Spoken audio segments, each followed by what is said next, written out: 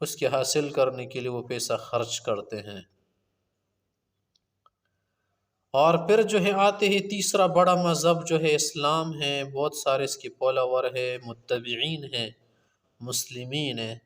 وہ بھی کیا ہے پیسوں کی بہت زیادہ چاہنے والے ہیں۔ پھر اس کے علاوہ دیگر مذاہب ہے، ہندو، سکھ وغیرہ اور بت پرست، مجوس وغیرہ، جو بھی ہو، چاہے وہ دہری ہو، غیر متبع ہو، دین کے ماننے والے نہ ہو بلکہ زمانہ اور حیولہ کو سب کچھ مانتے ہو، وہ لوگ بھی پیسے کی کیا ہے دل دادا ہے۔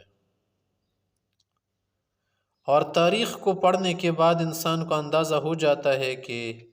انبیاء کرام علیہم السلام اور ان کے جو مخلصین دوست پیروکار، ان کے علاوہ اکثر لوگ جو ہے پیسوں کی وجہ سے پھسل گئے ہیں، اور پیسہ مختلف صورتیں اختیار کر گیا۔ پھر پہلے زمانے میں پیسہ کس انداز سے تھا، کس انداز سے خرید و فروخت لوگ کرتے تھے، پھر اس کے بعد آتے آتے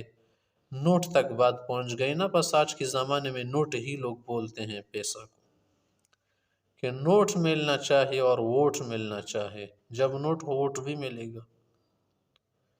اور کبھی کبھی ووٹ اس لیے دیا جاتا ہے کہ نوٹ آگے ملنا شروع ہو جائے۔ تو پیسہ جو ہے نا، نوٹ، اس کے ساتھ سب محبت کرتے ہیں، آپ کسی کو نہیں بتا سکتے کیا وہ محبت نہیں رکھتا۔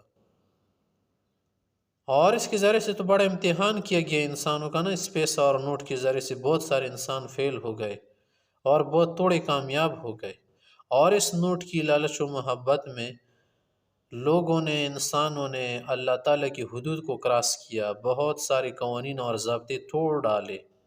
اور بہت سارے جرائم کا ارتکاب کیا انسانوں نے۔ تو اس کے لیے ہم جو آپ کے سامنے تفصیل سے یہ بات بیان کیا کریں گے، تاکہ آپ کے سامنے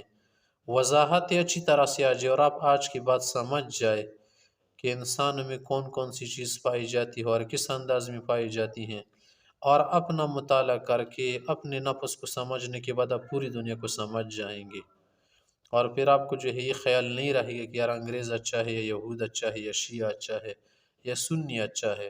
آپ کو اندازہ ہو جائے گا کہ چاہے کوئی بھی ہو، پیسے کا اور نوٹ کا دل داد ہوتے، اور اللہ تعالیٰ نے یہ محبت اس میں قدرتی طور پر رکھی ہے۔